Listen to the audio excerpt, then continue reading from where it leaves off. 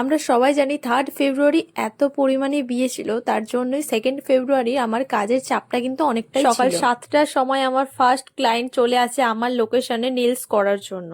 আর হ্যাঁ, এটা কিন্তু 2 ফেব্রুয়ারির কাজ ছিল। আজকের ফার্স্ট ক্লায়েন্ট ছিল দিশা। তো দিশার নেলটা তাড়াতাড়ি কমপ্লিট করে ওর পছন্দ মতোই নেল করে আমি ওর তাড়াতাড়ি রেডি হয়ে বেরিয়ে পড়ি আমার লোকেশন ওয়ার্কের কাজে যাওয়ার জন্য। তো আমার আজকের লোকেশন ছিল ফটিকগাছি। তো প্রপার লোকেশনটা আমার এখন ঠিক মনে নেই। আর এটা ছিল আমার আজকের ব্রাইড। তো তার পছন্দ মতোই আমি আজকে নেলসটা করে দিয়েছি। আর এটা ছিল অ্যাক্রিলিক এক্সটেনশন। আমার আজকের এই ব্রাইড ছিল দিয়া। তো দিয়ার পছন্দ মতো নেলটা করেছি। আর দিয়ার সাথে আমার আজকেই প্রথম আলাপ, এর আগে আমাদের কোনো কথা হয়নি। তো দিয়ার বাড়িতে গিয়ে খুবই ভালোভাবে কাজটা করেছি। দিয়া এবং দিয়ার বাড়ির সবাই খুবই ভালো, এবং দিয়ার আমি সমবয়সী, তাই খুবই গল্প করতে করতে কাজটা কমপ্লিট করেছি।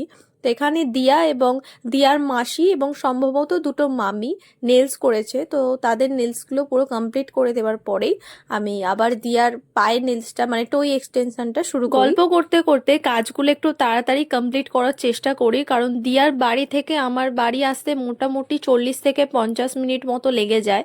এবং আমি বাড়ি আসার পরেই আরও একটা ক্লায়েন্ট আসবে, আমার 2 ফেব্রুয়ারির লাস্ট ক্লায়েন্ট। আমি বাড়ি ফেরার 5 থেকে 10 মিনিটের মধ্যেই আমার আজকের লাস্ট ক্লায়েন্ট চলে আসে। ডিজাইনটা পুরোটাই দেবস্মিতাদির পছন্দ, তো তার পছন্দ মতোই আমি তাকে নেলসটা করে দিয়েছি। তোমরা যারা আমাকে বুকিং করতে চাইছো, তোমরা হাতে কিছুদিন টাইম নিয়ে আমাকে আগে থেকে বুকিংটা কনফার্ম করে রেখো। টোটাল 7টা কাজ তোমাদের কেমন লাগলো তোমরা অবশ্যই কমেন্টে জানিও। টাটা।